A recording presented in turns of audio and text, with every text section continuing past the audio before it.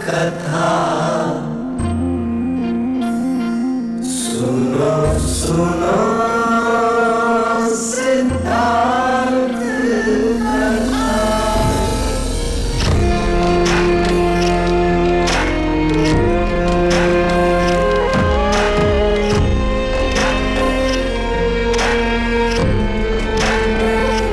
संसार में दुख का कारण क्या,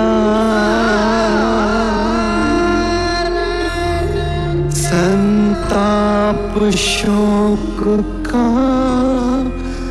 निवारण क्या, संसार में दुख का कारण क्या, संताप शोक का निवारण क्या।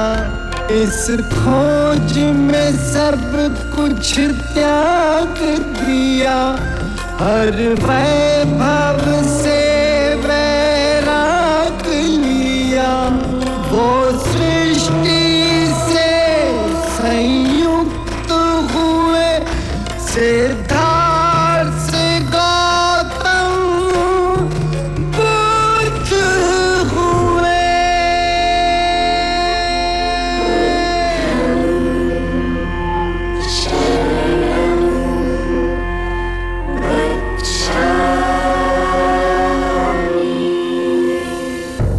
एक गौपालक ने गौ से दूध पाया।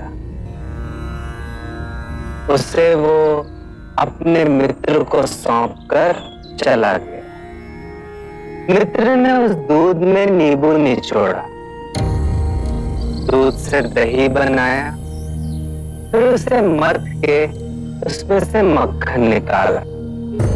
गौपालक जब लौटा तो उसने देखा दूध मक्खन बन चुका था और उसका वो मित्र उस पर अपना अधिकार जमा चुका था। क्या ये सही है? नहीं। सोचिए, यदि दूध ना होता तो माखन कैसे बनता? जिनकी करुणा और ज्ञान दूध के समान है सभी के लिए, उस मुनि बुद्ध ने कभी भी किसी वस्तु पर अपना अधिकार नहीं जमाया, बल्कि प्रेम और विश्वास से सब कुछ दिया मित्र को। पर मित्र ने चोरी की। गोपाल पालक हैं बुद्ध, और मित्र ये भिक्षुक देवदत्त। बुद्ध ने परम सत्य का गौरस निकाला और देवदत्त ने उसका माखन बनाकर उस पर अपना आधिपत्य जताया।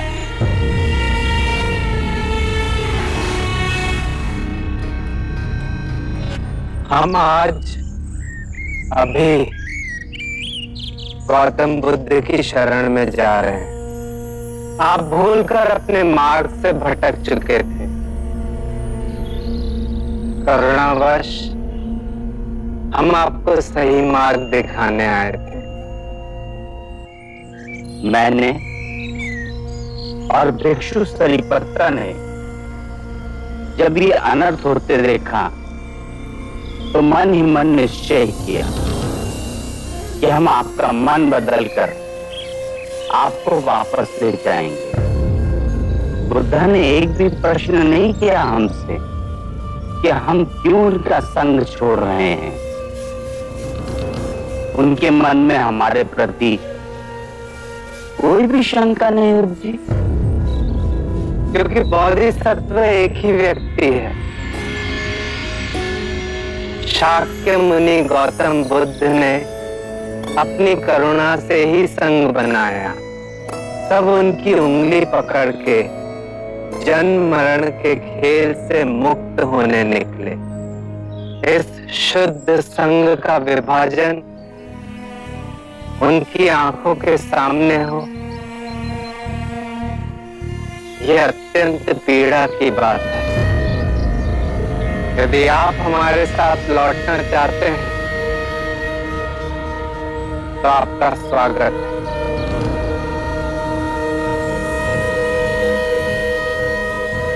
रुकिए भंते, हमें भी आपके साथ चलना है।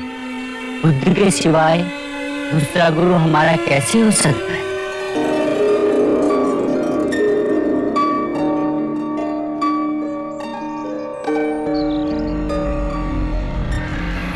अरे ये सब कहाँ जा रहे हैं?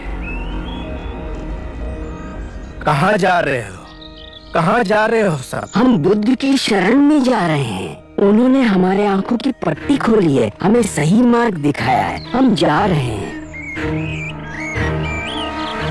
पाखंडी, धूर्त, देवदत्त के साथ इतना बड़ा विश्वासघात। और जो विश्वासघात भिक्षु देवदत्त ने गौतम के साथ किया, हमें आज्ञा दे भंते। नहीं नहीं, आप लोग नहीं जा सकते। जिसे स्वयं अपने क्रोध पर वश नहीं है, वह हमें ज्ञान का मार्ग कैसे दिखा सकता है? मैं भी जा रहा हूँ। नहीं, रुक जाओ। नहीं, मत जाओ। रुकिए, आप लोग नहीं जा सकते। रुकिए।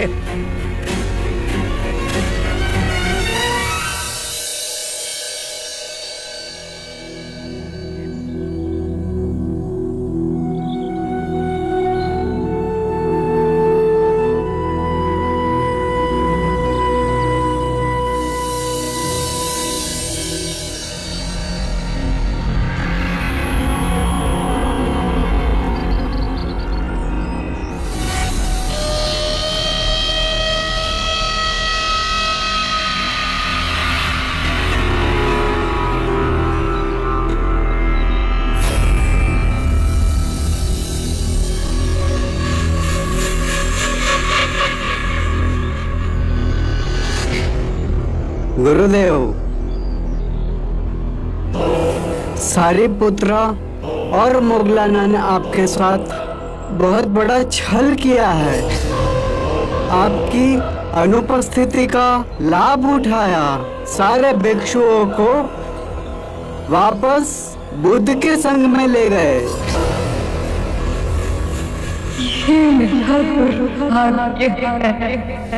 कि तू बुद्ध के शरण में गया पर अपना अंतर न बदल पाया। तू कभी भी बुद्ध नहीं बन पाएगा। युगों युगों में एक ही बुद्ध होता है। बुद्ध के शरण में जाए।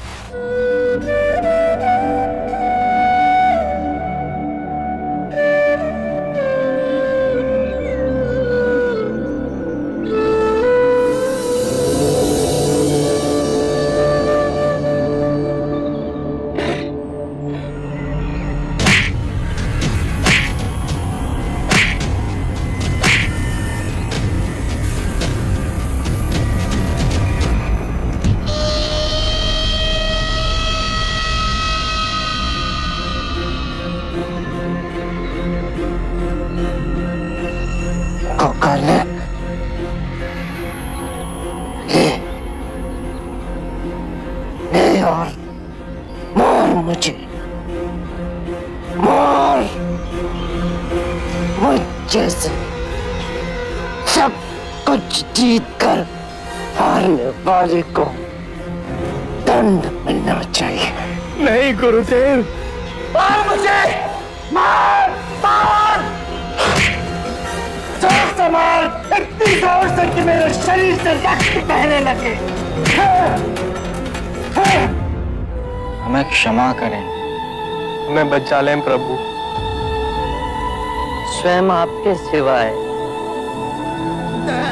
कोई किसी को नहीं बचाता, कोई किसी को बचा भी नहीं सकता, किसी में क्षमता नहीं। इस मार्ग पर आप सबको स्वयं अकेले ही चलना होगा। हम चलेंगे बुद्ध।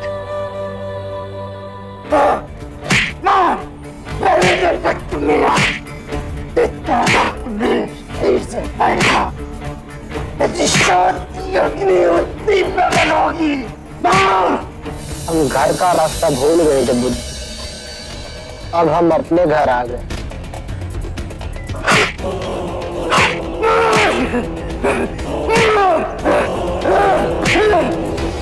अब वटवृक्ष हमें अपनी छाया में रहने दें। हमें कृपया संग में वापस सम्मिलित करें। तुम सब गए ही कब थे? मेरे सामने नहीं थे, किंतु मेरे हृदय में तो आप सब सदैव ही थे।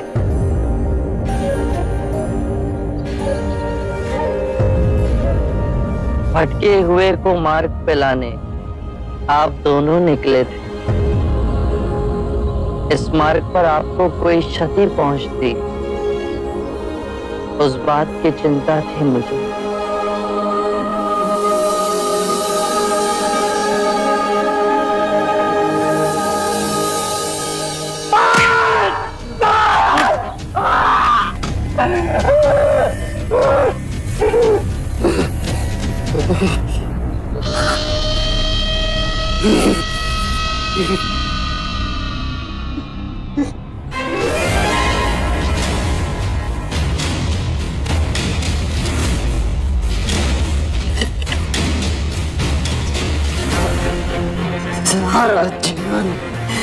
सारा जीवन बुद्ध ने मुझे हानि पहुंचाई है।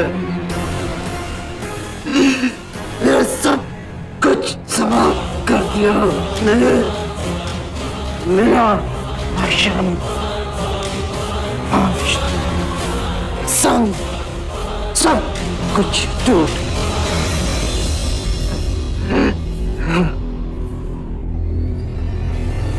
मेरी अपनी माँ ने अपना साथ मेरे हाथों से नहीं करवाया। सर्वनाश किया है बुद्ध तुमने, सर्वनाश किया है।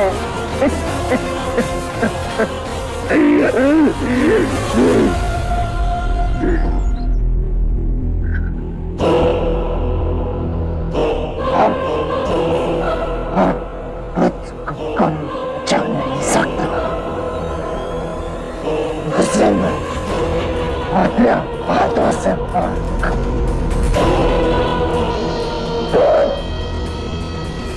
तेरी मृत्यु निश्चित है बुद्ध, तेरी मृत्यु निश्चित है।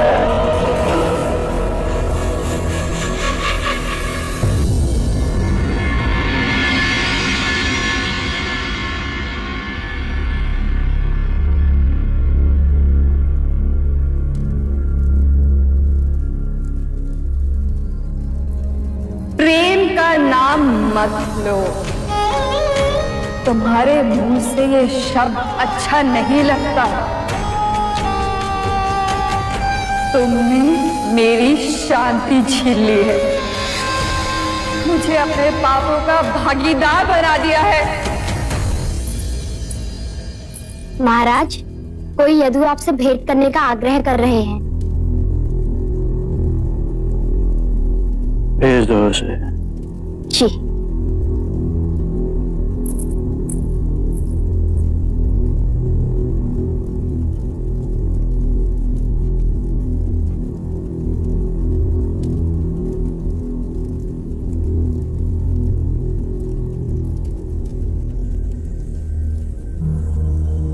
महाराज, देवी आम्रपाली जाते समय ये सौंप गई, कहा इसे महाराज अजात शत्रु को लौटा देना।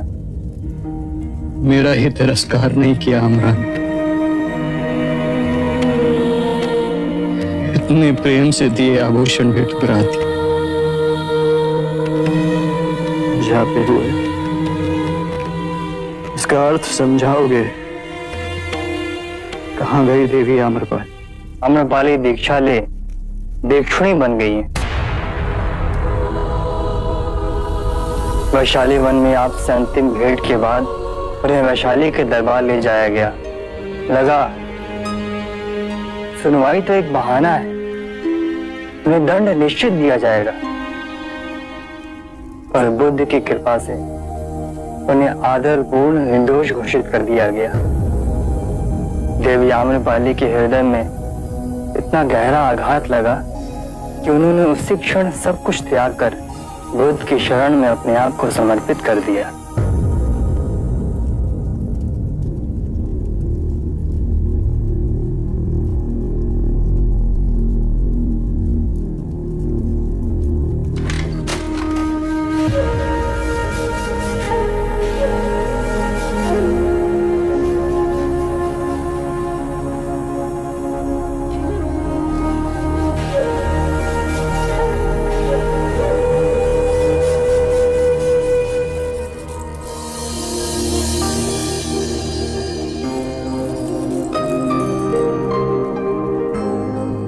ये हमारे प्रेम की निशानी है।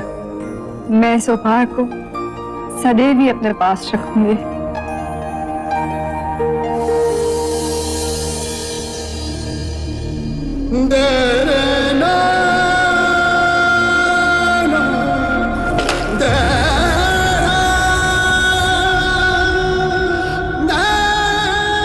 मैंने खो दिया तुम्हें आम्र,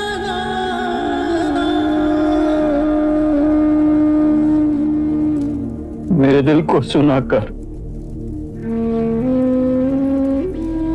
कहाँ लुप्त हो गई? इतना प्रेम किया तुमने आम्रा, और बदले में मुझे घृणा मिली। मुझको छोड़ भिक्षुणी बन गई तुम। सुख ऐश्वर्य सब छोड़ बुद्ध की कांटों भरी राह पर चल पड़ी। आखिर क्या है उस बुद्ध में? क्या है उस बुद्ध में जिसकी भी आंखों में मैंने अपने लिए प्रेम और आदर देखना चाहा?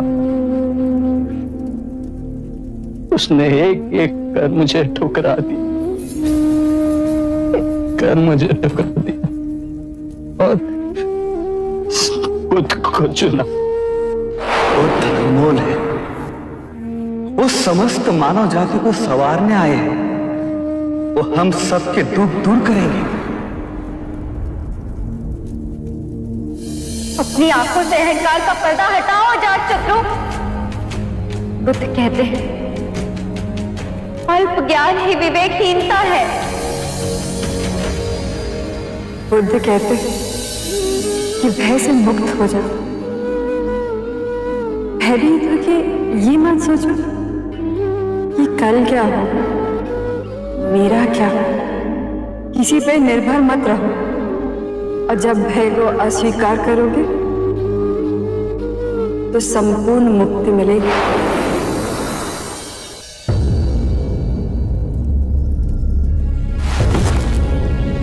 माता पिता प्रेमिका सब बुद्ध की शरण में गए। ऐसी कौन सी शक्ति है उनमें जो बिन लड़े ही सब पर विजय प्राप्त कर गए? मैं बिना कारण उन्हें अपना शत्रु समझता। अपनी महत्वाकांक्षा पूरी करने के लिए मैंने अपने पिता की बलि दे दी। मेरी माता ने मुझ पापी से मुंह मोड़ लिया, और आम्रपाली उसने भी मुझे ठुकरा दिया। उन सब का हृदय जीतने की वासना में एक एक कर उन सबको ही खो दिया मैंने। अब खोने को कुछ शेष ना बचा। मेरे अंदर के सब घाव एक साथ रिसने लगे हैं। इतनी पीड़ा तो मृत्यु में भी नहीं होती।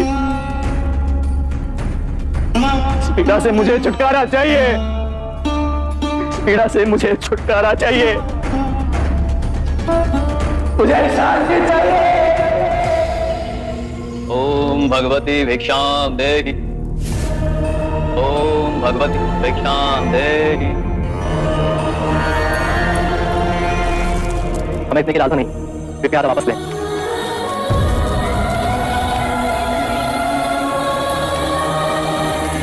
बात बताएंगे जी। मैंने महाराज देखे, परम ज्ञानी पंडित देखे, किंतु सदैव उनके मुख पर तनाव और चिंता का भाव देखा। किंतु आप भिक्षुगण सदैव इतने प्रसन्न और शांत कैसे रहते? इसलिए अपने आने वाले की चिंता छोड़ी, उसे भी कोई तकलीफ पड़ी नहीं।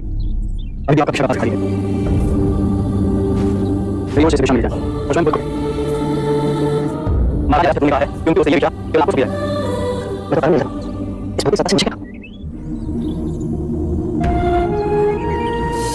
चला शुक्रिया दर्शकों। आप कहना है कि सारे नाम से यहाँ दिया मैं आपको आपस बात सुन लीजिए कैसे देखना है करते हैं विशेष आनंद को माध्यम आनंद चैन बात आप जब ले हां ठीक है मेरे पास में तो है चलाना है मैं जी जी इस बात इसकी बात है ये आप नहीं है कि प्लीज जीवन में देखा आज देखने हम तो क्या शादी वाले बनिए सुभान क्या ये सब देखने कोई ऐसे समझ करोगे तो कैसे सुख शांति समझ पाओगे वही बात है ये बात आते हैं ऐसे लीजिए हां हां मैं जा रहा हूं एक बात सुनो ये भी चाहिए मैं उससे कुछ नहीं और इसे फिर से देखो ये जो बात है आज ऐसे आप करती हैं तेरी बात समझ लो इसलिए मैं बात करने लगा किस तरह से सिर्फ शांत हो और ये लग रही है मेरे आंखों से ये भी अच्छा देगा ये भी अच्छा है लाइन पर चलो उसे आगे बढ़ो आज हम अपनी काम से बता तो सुनिए बहुत ध्यान लगाओ तो हम से काम करते हैं हर एक सब काम और ध्यान करें तो सब हम चाहिए और क्या करें आज नहीं मेरे से देखा मैं भी कर दूंगा बाद में जब हम लोग सुन रहे हैं अंदर फिर हम लगा खुद से बात नहीं सिर्फ मान के बैठो उसे क्या नहीं करना उसको हमारे पाले किंतु ये सारी चीजें मशीन दे बस ना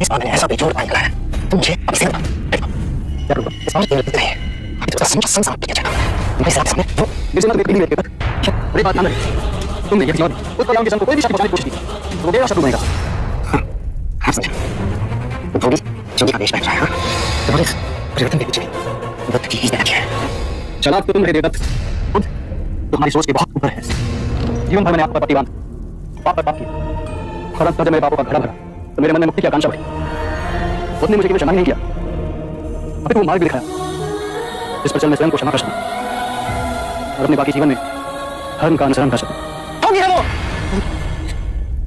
बोधिसत्व को पाए बुद्ध एक अनमोल रत्न है इतिहास की चक्की निरंतर चल हम सबको पीस देती है हम मिट जाएंगे हमारा नाम दुनिया के इतिहास में लुप्त हो जाएगा पर बुद्ध की चेतना वो हमेशा इस संसार को रोशनी देती रहेगी जब जागे तभी सवेरा मैं बुद्ध के चरणों में बैठ उनका अनुयायी बनूं विश्वास खाते हो तुम मित्रता के नाम पे तुमने केवल ठगा है मुझे अजात शत्रु आज दूसरी बार मैंने तुमसे सहायता के लिए हाथ मांगा और तुमने उसे ठुकरा दिया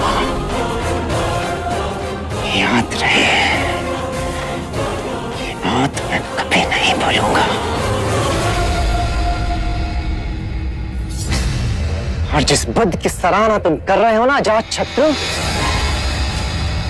याद रखना एक दिन वही बुद्ध तुम्हारे हाथ में कटोरा थमा के तुमसे भीख मंगवाएगा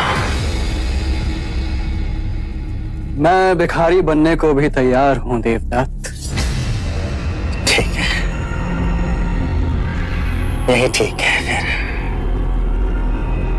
फिर बनो तुम भिखारी पर याद रहे देवदत्त नाम है मेरा देवदत्त और और देवदत्त ने अपने प्रयासों से अद्भुत शक्तियों को अर्जित किया है जो तुम्हारे दत्त से निपटने के लिए पर्याप्त है। देवदत्त, स्मरण रहे, कुछ भी कर लो, खुद का बाल भी बांका ना कर सकोगे।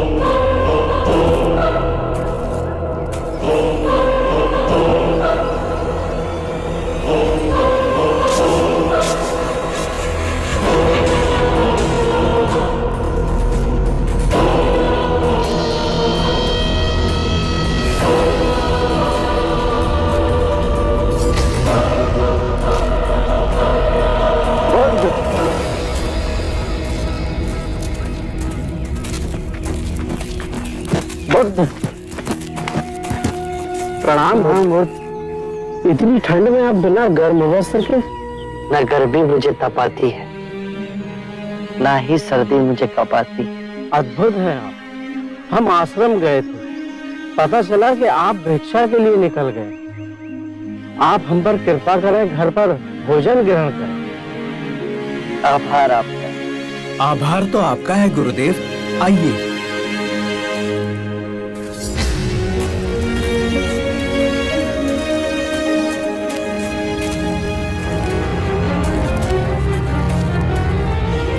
स्मरण रहे, कुछ भी कर लो, खुद का बाल भी बांका ना कर सकोगे।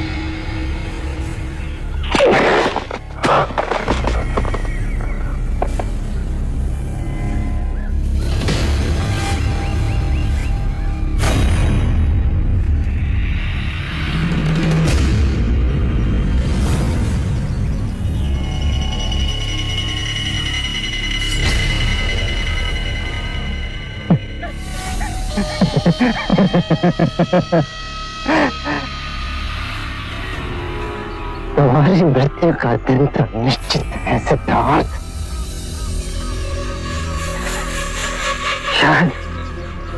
शायद मेरी कटार से तुम्हारी मृत्यु नहीं लिखी है। तो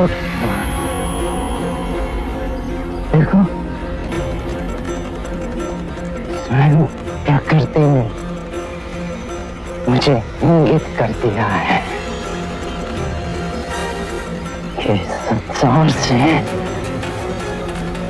तुम्हारी विदाई कैसे होगी।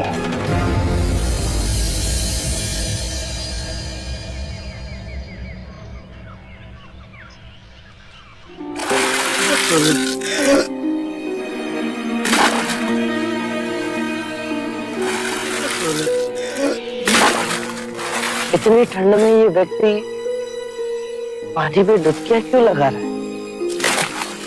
ये ब्राह्मण प्रातः स्नान करने को गए, तो जैसे स्नान करके बाहर निकले तो मेढक पैर के नीचे आ, तो उन्होंने सोचा मैं अशुद्ध हो गया, महापाप हो गया। तो उन्होंने फिर उस पाप को धोने के लिए 108 बार डुबकी लगाने का संकल्प किया।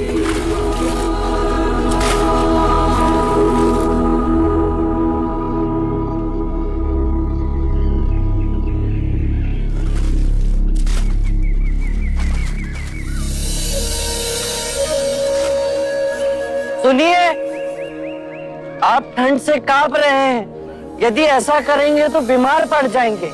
महात्मा, अनजाने में मुझसे पाप हो गया।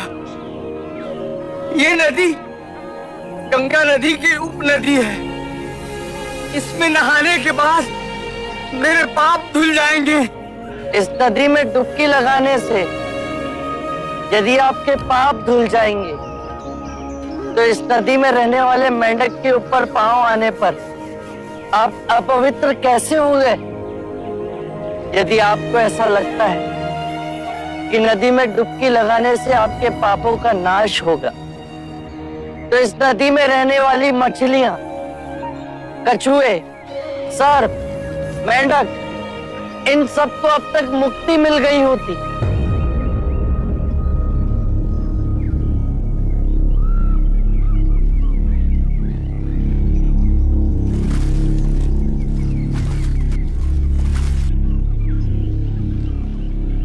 बात तो सत्य कह रहे हैं महानुभाव। नदी में डुबकी लगाने से पापों का नाश नहीं होता। अपने पापों का नाश करने के लिए विवेक जगाना आवश्यक है। इतनी साधारण बात को समझाने वाला कोई असाधारण ही हो सकता है। महात्मन, कब से बनाए हुए रास्ते पर अंधे पशु की तरह चल रहे थे। आपने हमारी आंखें खोल दी। हर वो बात जो लिखी गई, जो हमें सिखाई जाती है, जो असंख्य वर्षों से दोहराई जा रही है, उसमें संदेह करना।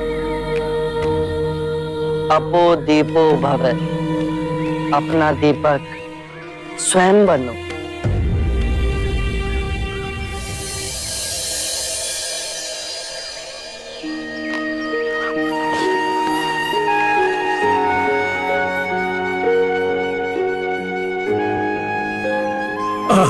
धन्य है महात्मा।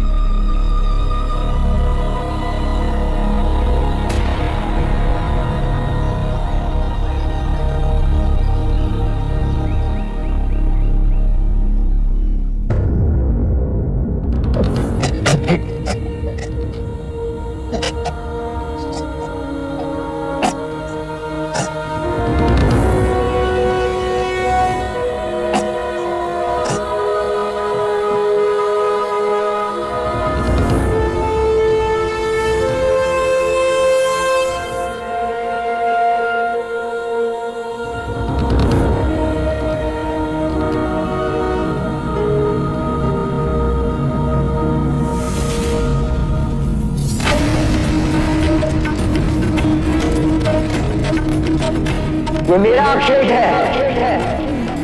इसे मैंने बचाया है। ये पक्षी मेरा है।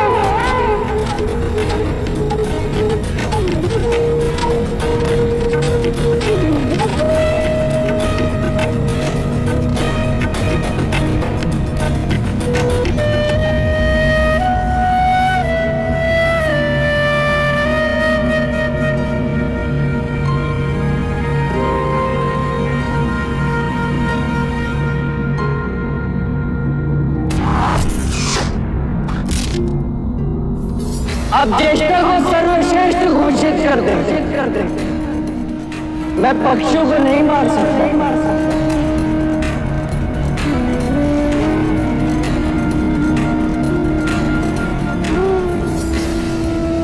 यशोधरा, ये तुम्हारे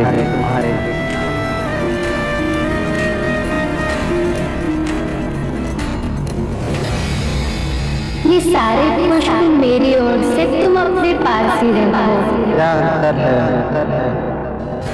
मेरे कमल में सिद्धार्थ के दिए हुए कमल में? ये सारे पुष्प तुमने अपने सेवकों से मंगवाए हैं और सिद्धार्थ स्वयं जाकर लेकर आए हैं। सिद्धार्थ के पैरों में अभी भी मिट्टी लगी है।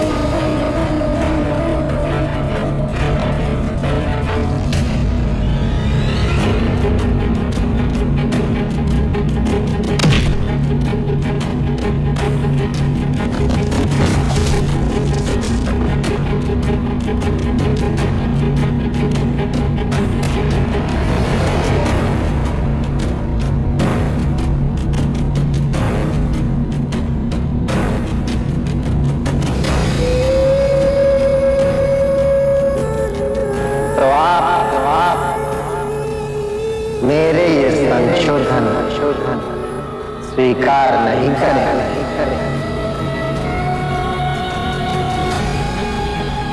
माँ, तेरे देव ने अपना स्वयं का संखड़ा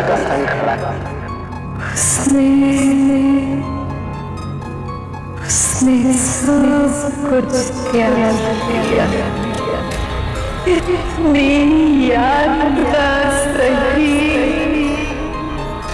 इतनी तपस्या की, तब कहीं जाके सिद्धार्थ बना। युगों में एक ही बुद्धि होता है।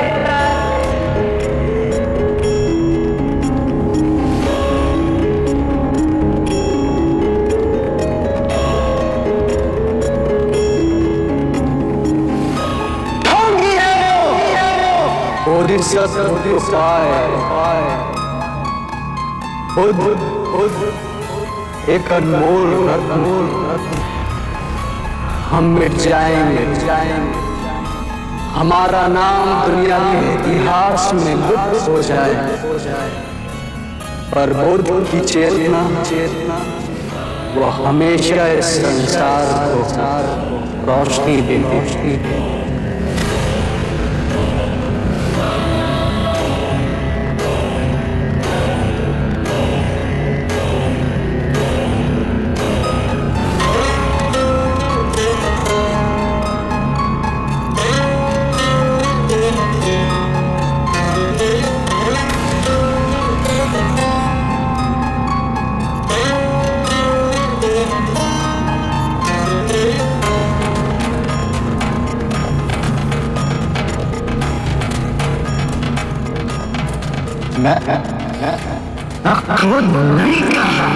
क्रोध करना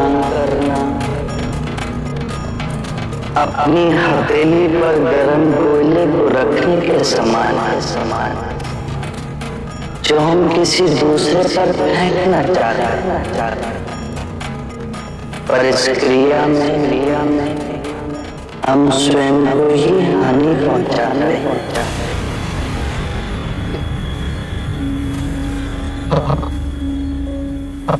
आपसे क्षमा मांगने योग्य भी नहीं हूं मैं।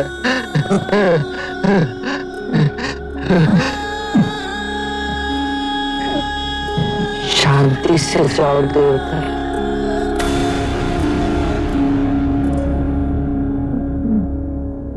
बहुत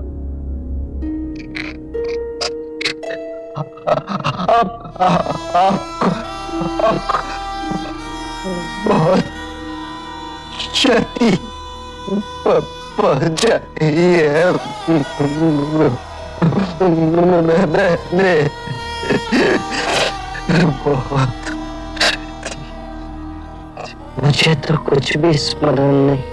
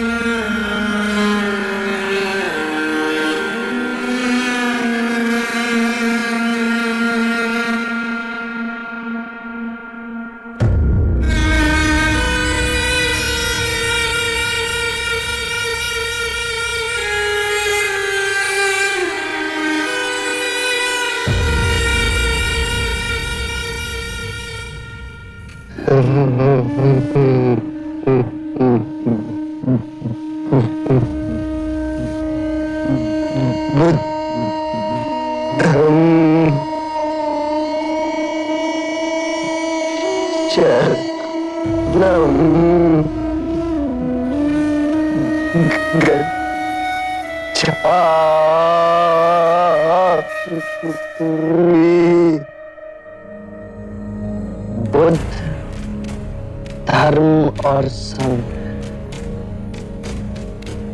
हर मनुष्य के अंतर में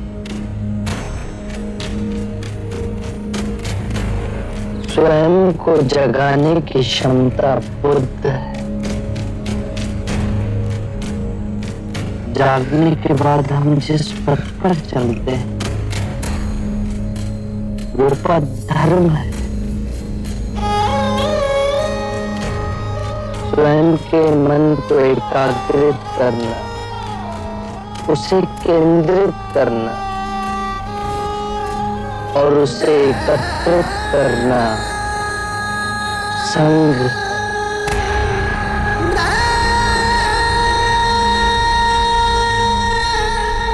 और ये तीनों रत्न तुम्हारे अंतर में।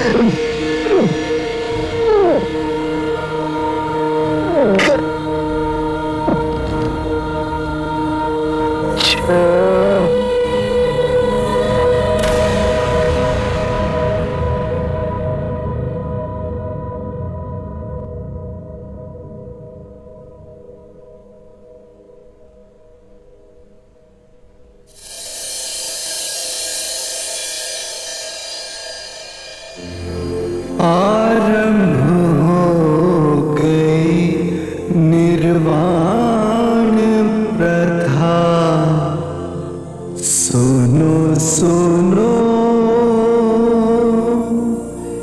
ये बुद्ध कथा।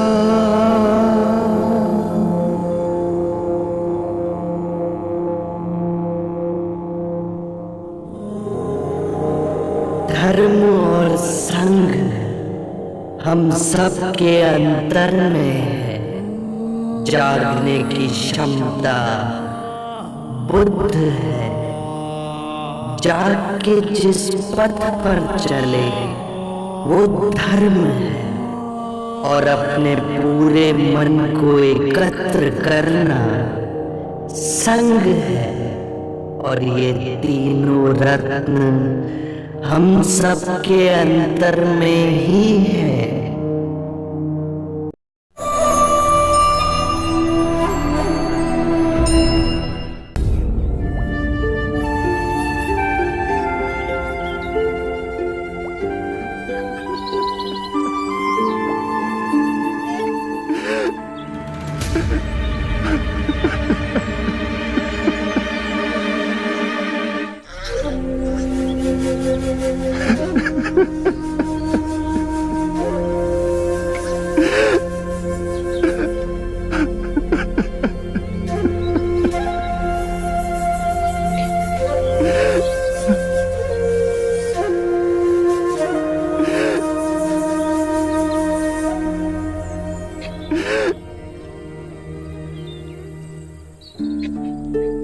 मुगलाना,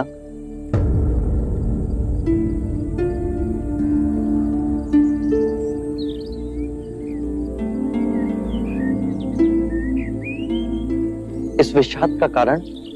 कई रात्रियों से पूर्ण ध्यान में मेरे विचार मेरी माता की ओर चले जाते। जब मैं बच्चा था तब जाने अनजाने में मैंने उसे कष्ट पहुंचाया, परंतु मेरे विषाद का कारण यह नहीं है। उसके जीते जी मैं कुछ न कर सका, परंतु उसकी मृत्यु के बाद कुछ कर सकूं ताकि उसकी आत्मा को शांति आए। हर बार मैं ध्यान में देखता हूं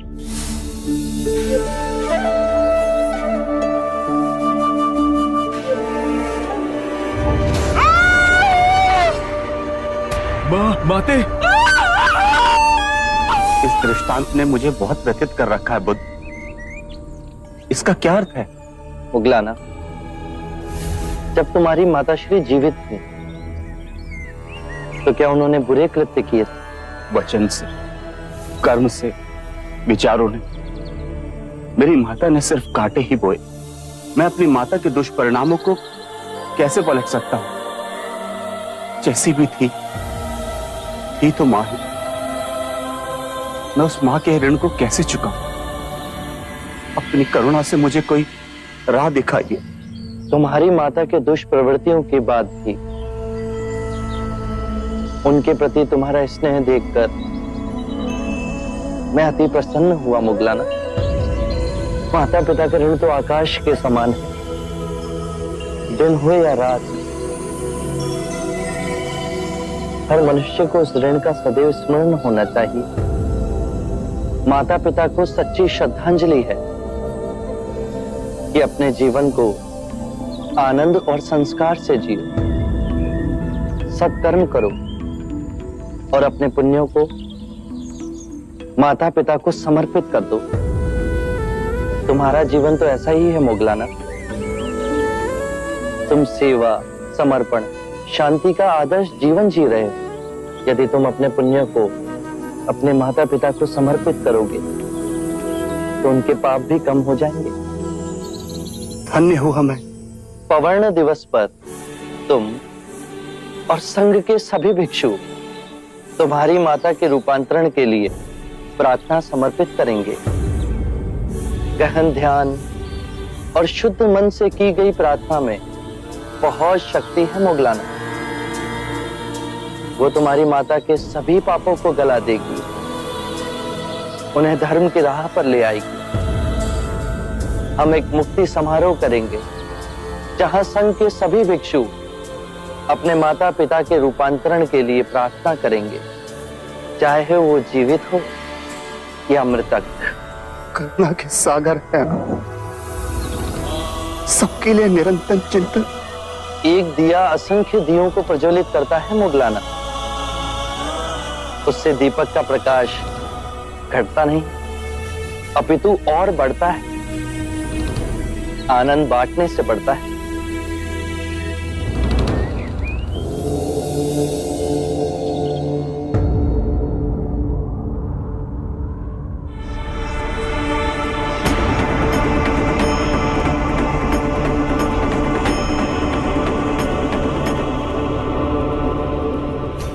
महाराज, मैं ये क्या सुन रहा हूं? आप बुद्ध के अनुयायी बन गए हैं। घोर अनर्थ।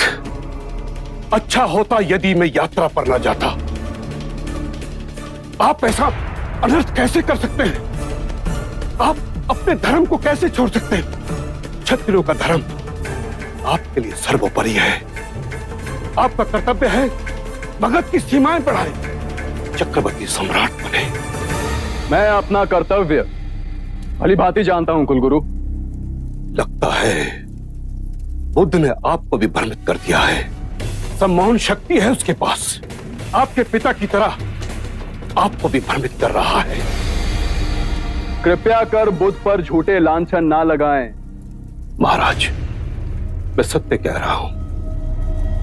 बुद्ध ने केवल ऐसी बातें कही हैं जिससे अनेकों प्रश्न उठ रहे हैं, परंतु उत्तर नहीं मिला। जैसा कि ये संसार शाश्वत है या नश्वर, सृष्टि सीमित है या अनंत?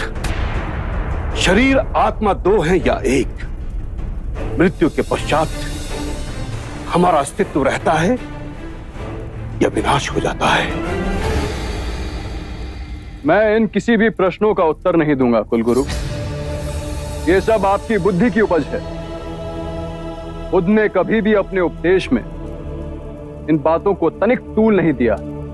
यदि शाश्वत प्रश्नों का बुद्ध के पास स्थूल नहीं है तो वो किन विषय पर उपदेश देते हैं? उनके प्रवचनों का हमें क्या लाभ? बुद्ध कहते हैं कि अपने शरीर, अपनी श्वास को साधो, उससे अपने अंतर्मन को छिन्न भिन्न करती विभिन्न भावनाओं को समझोगे, दुख और संताप पर विजय पाओगे। जीवन की छोटी छोटी अनेक लहरों के थपेड़ों में सजग और ध्यानपूर्ण जियोगे। बुद्ध जीवन से मुंह मोड़ने को नहीं कह रहे, चेतना से जीने को कह रहे हैं। कुलगुरु, जीवन इन्हीं छोटी छोटी बातों का बहुमूल्य रत्नकोश है, ना कि बड़ी सैद्धांतिक बातों का। छोटे छोटे लोग छोटी छोटी खुशियों के साथ जीते हैं, परंतु आप तो सम्राट हैं। आपका स्तर इस मगध में सबसे सर्वोपरि है। स्तर का विचार भी मनुष्य बुद्धि की उपज है। लगता है महाराज आप विनाश की ओर जा रहे हैं। एक क्षत्रिय होकर ज्ञानियों जैसी बातें कर रहे हैं आप। क्षत्रिय और ब्राह्मण, ये अंतर भी मनुष्य बुद्धि ने पैदा किया। मुझे बुद्ध के चरणों में शांति मिली। महाराज, यदि आपको शांति चाहिए तो मैं इसके कई उपाय आपको बता सकता हूं। आपसे केवल मुझे अशांति ही मिली है कुलगुरु। आप क्या मुझे शांति देंगे? आपकी बातों में मैं अपने धर्मपरायण पिता की मृत्यु का कारण बना। आंखें मूंदता हूं तो महाराज बिंबिसार की प्रेम भरी मूरत चुप चुप कर मुझे निहारती दिखाई देती है। न रातों को नींद है, न दिन को चैन है। क्षमा करिए महाराज, एक ब्राह्मण हूं, सत्य कहने से संकोच नहीं करूंगा। इस विषाद का कारण पितृ हत्या का पछतावा नहीं, अम्रपाली के भिक्षुणी बनने का आघात पहुंचा है आपको। कुलगुरु,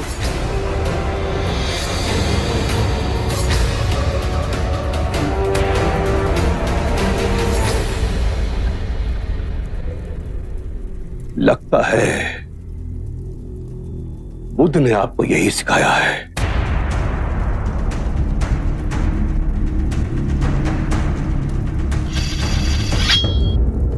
मगध के लोगों को आपसे बहुत सारी आशाएं थी, परंतु आप हमारा ही दमन कर रहे हैं। चलिए ऐसा ही सही, हम इसके लिए भी तैयार हैं।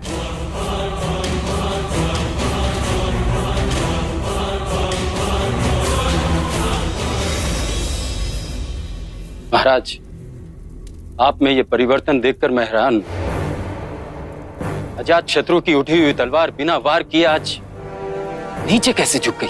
मुझे कुलगुरु की हत्या करने में तनिक संकोच न होता, किंतु यदि ऐसा करता तो मेरे गुरु बुद्ध का अपमान होता। बड़े ऊंचे स्वर में बोल कर गए हैं कुलगुरु। कोई मुझे कितना भी उत्तेजित क्यों ना कर ले, मैं अब कभी हिंसा के मार्ग पर नहीं जाऊंगा। जो मार्ग मेरे गुरु दिखाएंगे उसी मार्ग पर चलूंगा।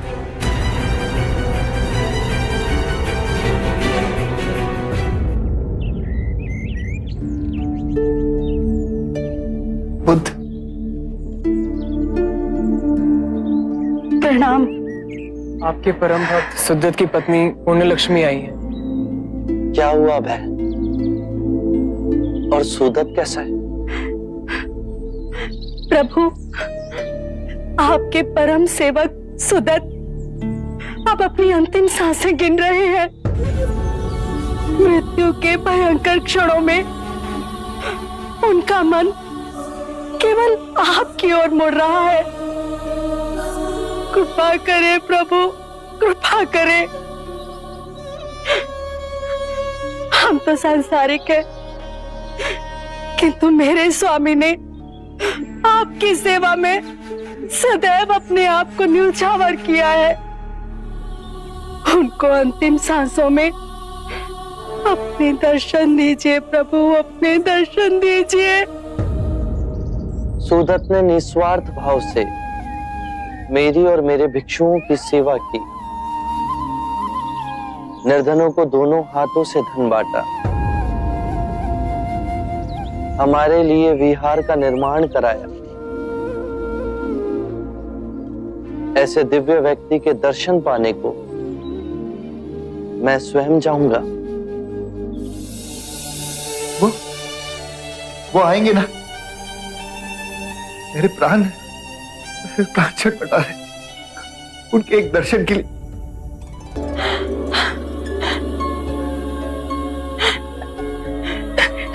देखिए तो स्वयं बुद्ध आए हैं। बुद्ध?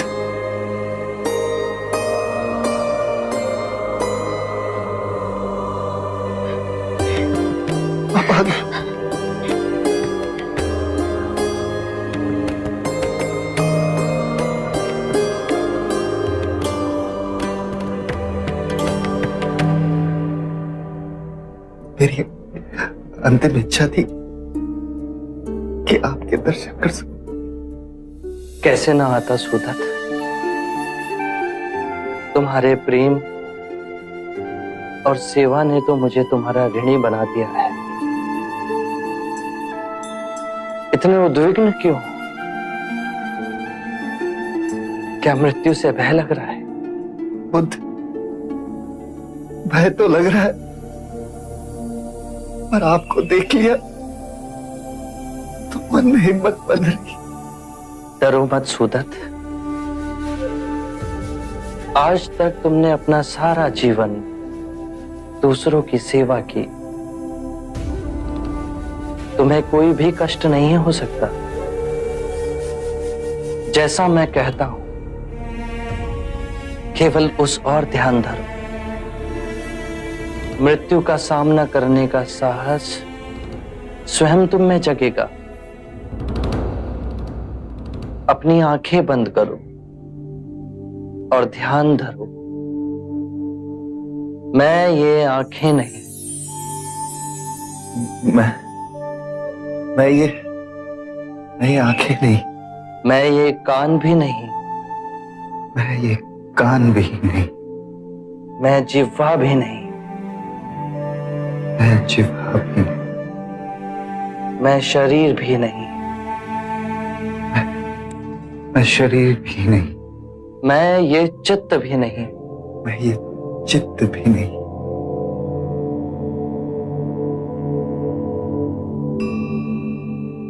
ध्यान नहीं लग रहा? ध्यान केंद्रित करो सुदत्त, अपनी आंखें बंद करो। जो मैं देखता हूं वो मैं नहीं, जो मैं सुनता हूं वो मैं नहीं, जो गंध आ रही है वो मैं नहीं, जो स्वाद, स्पर्श, विचार उठ रहे हैं उन सब में भी मैं नहीं। जो मैं देखता हूं वो मैं नहीं,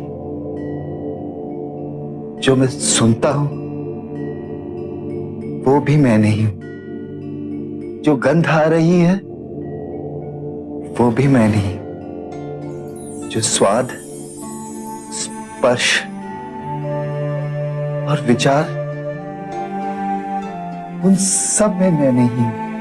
मैं ये दृष्टि नहीं, ध्वनि नहीं, सुगंध नहीं, विचार नहीं, स्वाद नहीं, मन नहीं, सुगंध नहीं, स्पर्श नहीं, मन नहीं।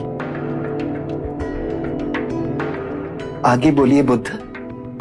मैं पृथ्वी तत्व नहीं, मैं आकाश भी नहीं, मैं वायु भी नहीं, मैं जल भी नहीं, चेतना तत्व में भी मैं नहीं,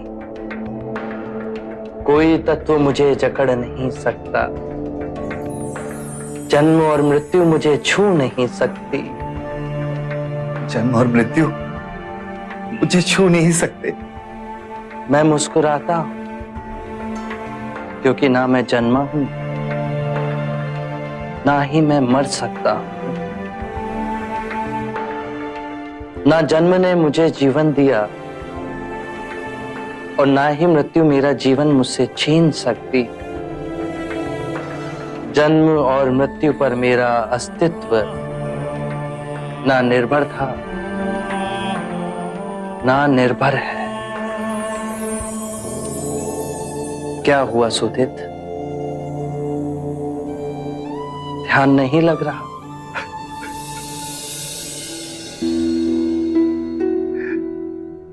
ध्यान तो लग रहा है प्रभु। आपके एक शब्द उसकी बूंद की तरह मेरे अंतर मन में गिर रही। मैं तो केवल इसलिए रो रहा हूं कि इतने वर्ष मैं आपके समीप रहा, आपके दर्शन पाए और अंतिम समय में आपके वचन समझने का मुझे अवसर मिला।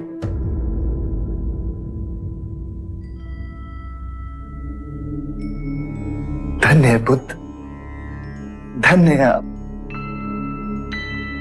आपने मृत्यु के भय से, जिसने मेरे प्राणों को जकड़ लिया था, उसे मिटा दी। अब इस संसार से विदा होते हुए आखिरी क्षण तक मैं केवल आपको देखना चाहता हूं।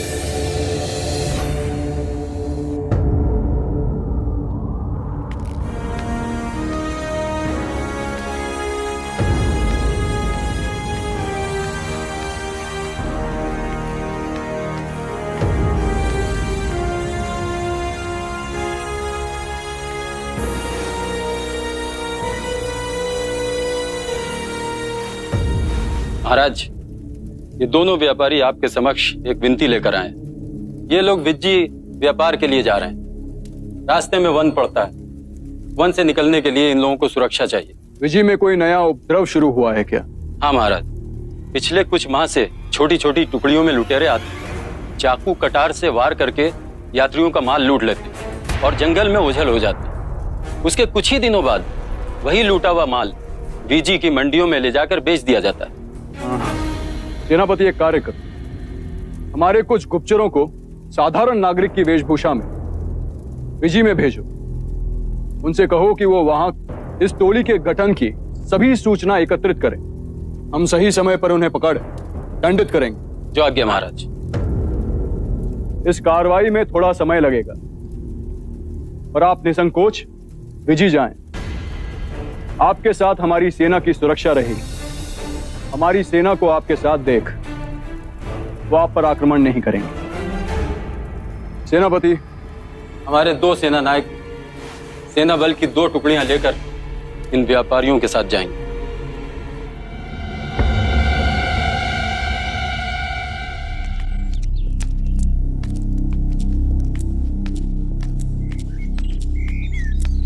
मित्र, हम ये सोच रहे थे कि हमने ये क्या जीवन पाया है।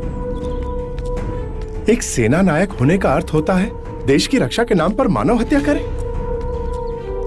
आपने मेरे मुंह की बात छीनी। महाराज अजत शत्रु का अनुमान गलत है। वीजी के लुटेरे बहुत बेधड़क हैं। वो हमें देखकर भय से डरकर भाग नहीं जाएंगे। वो अपनी सत्ता जमाने के लिए हमसे युद्ध लड़ेंगे और हमें ना चाहते हुए उनका वध करना पड़ेगा। इसके पश्चात ये व्यापारी धन कमाने के लिए जुट जाएंगे और मानव हत्या के पाप का बोझ ढोने के लिए हमें छोड़ दिया जाएगा। सत्य कहा आपने मित्र। अब हमें ये पाप का बोझ उठा के लगता है पूरा जीवन व्यतीत करना पड़ेगा। मृत्यु के पश्चात हमें स्वर्ग नहीं नरक मिलेगा। महाराज ने तो मुक्ति का मार्ग खोज लिया है और स्वयं बुद्ध के अनुयायी बन बैठे हैं। इतने सारे पाप करने के बाद भी वे मुक्ति के मार्ग पर चल पड़े हैं, तो क्या हमें मुक्ति नहीं मिलेगी? सत्य कहा। महाराज ने तो पंचशील के सिद्धांतों का पालन कर अहिंसा का मार्ग अपना लिया और हमें हिंसा के मार्ग पर भेज रहे हैं। आप अपनी जगह सही हैं, पर जब तक हम सैनिक हैं, हम महाराज की आज्ञा का उल्लंघन नहीं कर सकते। ये देशद्रोह कहलाएगा। इसलिए हमें कोई और मार्ग ढूंढना पड़ेगा जिससे हमें मुक्ति मिल सके। एक मार्ग है, यदि हम बुद्ध के अनुयायी बन जाएं, तो कोई हमें हिंसा के मार्ग पर जाने के लिए विवश नहीं करेगा। ये सही रहेगा। आज ही हम दीक्षा लेकर भिक्षु बन जाएंगे ताकि आने वाले जीवन में हमें भी मुक्ति मिल सके। चलिए।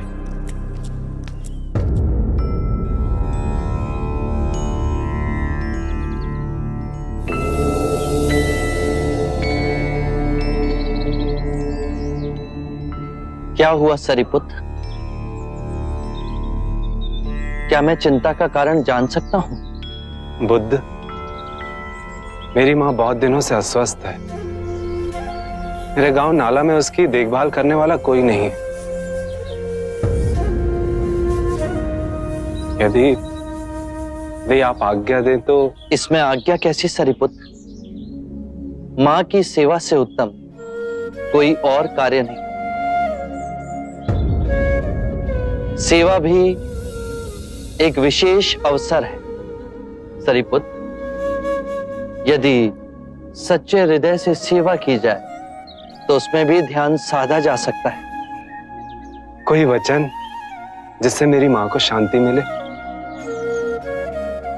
मन और शरीर के स्वास्थ्य का रहस्य है कि जो बीत गया उसका ना शोक मन में हो और ना ही आने वाले कल की चिंता।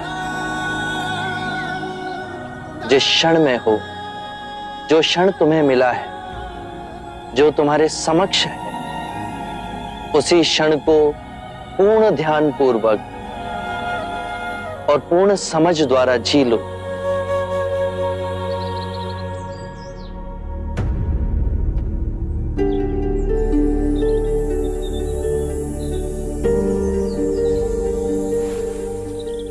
ऐसा प्रतीत हुआ कि आपसे बहुत दूर जा रहा हूं।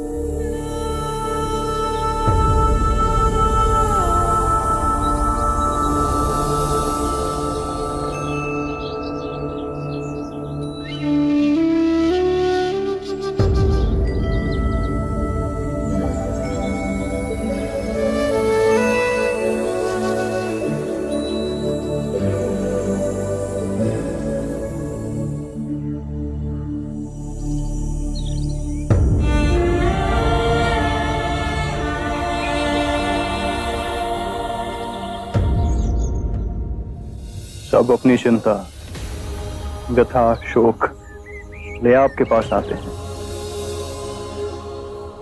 आप इन्हें धीरज बांधते थकते नहीं। यदि तुमने पूर्ण हृदय से स्वयं से प्रेम किया है तो तुम किसी को दुखी नहीं देख सकोगे। बुद्ध, बहुत से ज्ञानी देखे पर आप सा कोई ना देखा। आजाद शत्रु, चाहे जितनी भी धार्मिक पुस्तकें पढ़ो, उन्हें चाहे जितना भी कंठस्थ करो, यदि वो तुम्हारे जीवन के कृत्य ना बने तो सोचना कुछ नहीं हुआ। तुम भी किसी दुविधा में दिख रहे हो आजाद शत्रु। बुद्ध, आप तो मन की बात पढ़ लेते। मगध के कुलगुरु ने अपना पूरा जीवन देश को समर्पित कर दिया। उनकी सहायता मगध के लिए आवश्यक है। परंतु तुम मेरे अनुयायी बने, इससे वो क्रोधित है। जी बुद्ध, हम एक मत से कार्य नहीं कर पा रहे। मगध के कुलगुरु और मगध के ब्राह्मणों के साथ मेरे संबंध में कटुता आई। ये मतभेद बढ़ते गए तो दो बातों की लड़ाई में मगध की प्रजा व्यर्थ ही पिस जाएगी। यदि तुम्हारे अंतर में मतभेद को मिटाने की आस्था है तो मेरे पास एक उपाय है अजातशत्रु। कृपया बताएं। पहला, दोनों पक्ष आमने सामने बैठ सबके समक्ष ये बताएं कि विवाद क्या है। दूसरा, याद करें जब द्वंद्व उठा तो शुरू कहां से हुआ था, और दोनों ही पक्ष ध्यान में जाओ उन बातों को याद करें और फिर शांति से एक दूसरे को सुनाएं। तीसरा, हाथ नहीं मन के भाव उपजे कि इस झगड़े को कैसे समाप्त किया जाए। चौथा, यदि कोई भूल हुई है तो सर्वप्रथम स्वयं की भूल को स्वीकार कर खुद को क्षमा करें। अपनी भूल स्वीकारने से हम दूसरों को समझने की चेष्टा में पहला पग उठाते हैं। सत्य कहा बुद्ध। 5, जो भी निर्णय लिया जाए वो सर्वमाननीय हो, उसे सबके समक्ष 3 बार पढ़ा जाए। यदि कोई भी व्यक्ति आपत्ति के लिए हाथ ना उठाए तो उसे अंतिम निर्णय समझा जाए। 6, जो सर्वमाननीय है उस पर दोनों पक्ष पूर्ण मन से चल एक दूसरे से मैत्री करें। 7वां, जब हमारे कपिलवस्तु में किसानों में झगड़ा होता है तो उनमें जो सबसे वृद्ध किसान है, जिसका सब सम्मान करते हैं, आदर करते हैं, वो कहता है शत्रुता समाप्त करो, मिट्टी डालो, पुआल डालो। ये बहुत सूचक है अजातशत्रु। मिट्टी डालने से अग्नि बुझती है, कीचड़ पर पुआल डाल उस पे चल रास्ता बनाया जा सकता है। एक दूसरे के समीप आने का कितना सुंदर उदाहरण है ये।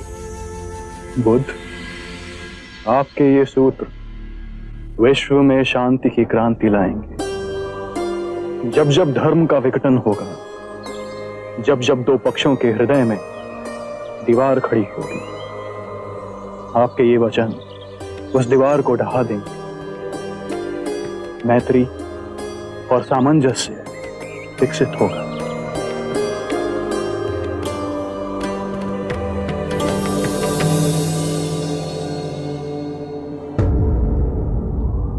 कुलगुरु, हमारे बीच के मतभेद के कारण मगध का कार्य बाधित हो। यदि हम प्रेम पूर्वक अपने मतभेद को दूर कर लें तो सबका भला हो। महाराज, मैं हृदय से आपकी भावनाओं का सम्मान करता हूं। इन मतभेदों को दूर करने के लिए हम 7 नियमों का पालन करेंगे। 7 पग हैं जिन्हें हम मिलके उठाएं तो सभी समस्या का समाधान हो सकता है। पहला पग है, परंतु महाराज, ये 7 नियम किसने बनाए हैं? स्वयं बुद्ध ने। क्या बुद्ध ने? किंतु महाराज, हम बुद्ध के बनाए नियमों को क्यों माने? क्या वो कोई न्यायाधीश है? ये तो हद हो गई, हद हो गई ये तो। महाराज, यदि हम बुद्ध के बनाए हुए नियमों का पालन करेंगे तो हम में और बुद्ध के अनुयायियों में क्या अंतर रहेगा? यही अंतर तो दूर करना। महाराज, बुद्ध ने जो परम सत्य का मार्ग पाया, उसकी मूल जड़ में हम ब्राह्मणों का खंडन है। वो हमारी भावनाओं का अनादर करता है, वो हमारी संस्कृति का आदर नहीं करता। फिर वो तटस्थ नियम कैसे बना सकता है? बहुत बड़ी भूल कर रहे हैं आप। बुद्ध ने कभी भी ब्राह्मणों के लिए कोई अपशब्द नहीं कहे। अंधों की पट्टी पहना जिस जनमानस को वर्षों से ठगा गया, केवल उसकी आंखों से अज्ञान की पट्टी उतारी, मनुष्य द्वारा निर्मित अंतर और भेदभाव जिसकी आड़ में मानव ने मानव का शोषण किया, उसे मिटाया है। यही परम सत्य है। आप सब धन और ऐश्वर्य में जी रहे हैं। इससे पहले कि आप बुद्ध की गरिमा पर उंगली उठाएं, मैं आपको यह बता दूं कि मैंने स्वयं अपना राज मुकुट बुद्ध के चरणों में रखा था, किंतु बुद्ध ने वो भी लौटा दिया।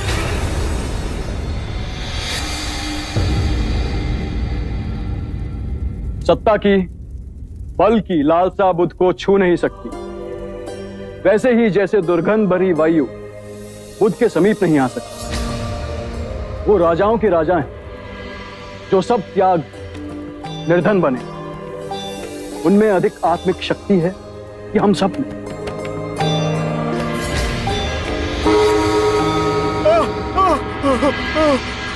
दुहाई हो महाराज, दुहाई हो।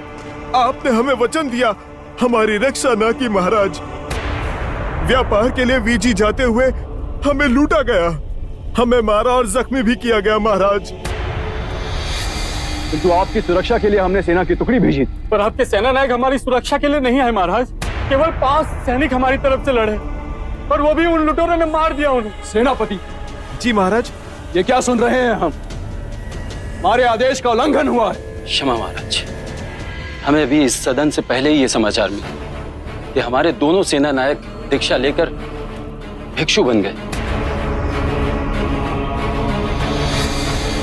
जब मैंने उनसे कारण पूछा तो उन्होंने कहा कि हम भी अपने महाराज अजातशत्रु की तरह पंचशीलता का पालन कर अहिंसा के मार्ग पर चलना चाहते हैं। महाराज, यदि हमारे सैनिक साधु बनते रहे तो घोर कष्ट आ जाएगा। मेरा बुद्ध से व्यक्तिगत कोई विरोध नहीं है, बस यही कारण है। बुद्ध तो क्षत्रिय होकर ब्राह्मण बन गया। यदि क्षत्रिय ब्राह्मणों का आचरण करेगा तो सारी व्यवस्था तहस नहस हो जाएगी। सेना के सैनिकों को कैसे दीक्षा दे सकता है वो? भविष्य की तरफ देखिए। यदि ये मगध के सारे सैनिक भिक्षु बन जाएंगे तो मगध की रक्षा कौन करेगा?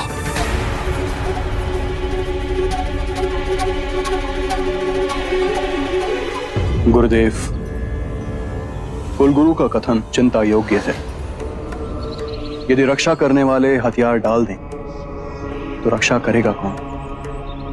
मेरे विरोधियों ने इस बात को तूल दे नई चाल चली। ये विवाद खड़ा हो गया है कि भिक्षु सैनिकों को बहला फुसला संघ में सम्मिलित कर रहे हैं। बुद्ध, मेरी चिंता का कारण और विषम है। यहां तो मैं शासन कर रहा हूं, किंतु दूसरे देशों के राजा इन निर्दोष भिक्षुओं को दंड न दें। आपको शीघ्र ही इस समस्या का निवारण करना होगा बुद्ध।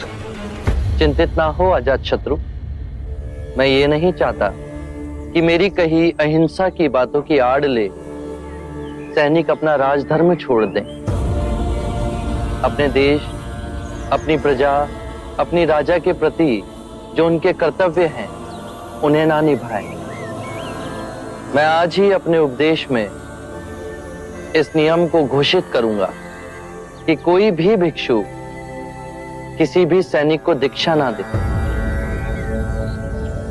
आनंद, सभी संघों में यह घोषणा पहुंचा दो। बुद्ध, अहिंसा का अर्थ मैं समझता हूं, किंतु मेरे मन में अनेक प्रश्न उठते हैं। निसंकोच कहो अजातशत्रु। राजा, सेनापति, सैनिकों का कर्म है अन्याय के विरुद्ध युद्ध करें, अपने राज्य के नियमों का राज्य की प्रजा से सख्ती से पालन करवाना। आप अहिंसा से करुणामयी हो इन दुखियों की सेवा की बात करते हैं। क्या आप हमें अपराधियों को दंड देने की अनुमति देते? क्या अपने राज्य के लिए, अपनी संपत्ति के लिए, अपने परिवार की सुरक्षा के लिए युद्ध करना क्या यह उचित है? एक बार की घटना है अजातशत्रु। एक गांव में एक विषैला सर्प था। न जाने वो कितने लोगों को काट मृत्यु के घाट उतार चुका था। सभी गांव वाले उससे बहुत भयभीत थे। वो जिस वृक्ष के तने में रहता था वहां बच्चे खेलने से भी डरते थे।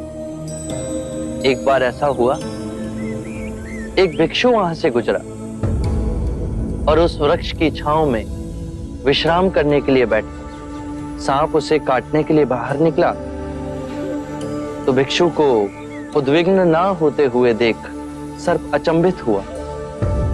भिक्षु ने उसे उपदेश दिया कि तुम्हारे काटने से, तुम्हारे लोगों को क्षति पहुंचाने से उन्हें बहुत पीड़ा होती है, उनके प्राण भी चले जाते हैं। सर्प में वैराग्य जागा।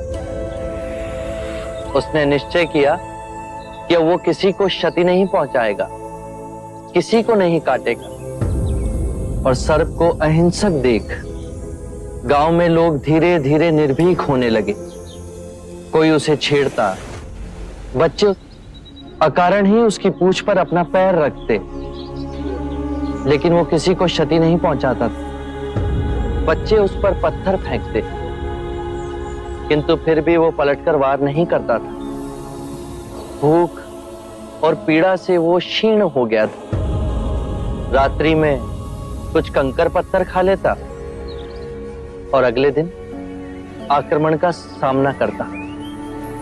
वो सर्प इतना घायल हो गया था कि गांव वाले उसे रस्सी से अधिक नहीं समझते थे। और फिर उस मार्ग से पुनः वो भिक्षु गुजरा। जब उसने सर्प की ये दुर्दशा देखी तो वो बहुत दुखी हुआ। उसने सर्प को औषधि लगाते हुए पूछा कि तेरा ये हाल कैसे हुआ? तो सर्प ने कहा, मेरे मन में वैराग्य जागा और मैंने काटना छोड़ दिया। भिक्षु हंसा और उसने कहा कि मैंने तुझे काटने से मना किया था, किंतु तू अपने सर्प स्वभाव से कैसे विमुख हो गया? तूने पुकारना क्यों छोड़ दिया? किसी भी बात की अति, अहिंसा की भी अति, यदि ध्यान से देखोगे तो हिंसक बन जाती। दोषियों में तुम्हारा भय होना चाहिए, उन्हें उनके अपराध का दंड भी मिलना चाहिए, किंतु ध्यान रहे, न्याय देने वाला अपनी निजी कटुता के कारण उसे दंड ना दे, अपितु दोषी को उसके दुष्कर्मों और उसके अपराधों का दंड मिलना चाहिए। यदि क्रोध, लोभ, ईर्ष्या बीच में आए तो न्याय ना होगा। बुराई को भलाई से जीतो। यदि बुराई भलाई पर हावी होने लगे तो मनुष्यता का नाश होगा। यदि बुराई को परास्त करने के लिए युद्ध भी करना पड़े तो वो भी करो, किंतु उस युद्ध के कारण तुम स्वयं ना बनो। यदि करना पड़े तो केवल निमित्त मात्र ही करो। बुद्ध, आपके इतने सुंदर और महिमामयी वक्तव्य ने मेरे हृदय से सभी अंधकार को दूर कर एक नई ज्योत प्रज्वलित की है। धन्य हुए भाग्य मेरे जो आप मेरे जीवन में पधारे।